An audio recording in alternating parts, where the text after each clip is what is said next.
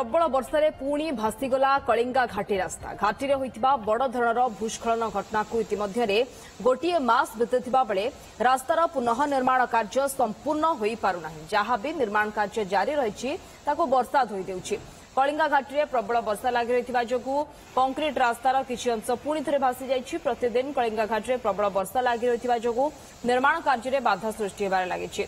पहाड़ू प्रबल वर्षा पानी रास्ता उपरकू आसीजिबारु श्रमिक माने मध्य भयभीत हो पड़िछन्ति।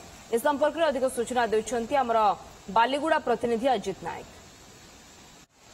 कलिंगा घाटी में घटिथिबा भूस्खलन घटना को इतिमध्य गोटे मास पूरीबा को लागिलानी किंतु आज पर्यंत सही रास्तार पुनः निर्माण कार्य असंपूर्ण हो रही जो कंधमाल और गंजाम लाइफ लाइन कहवा कलिंगा घाटी में आज पर्यंत जानवाहन चलाचल कर पारनी।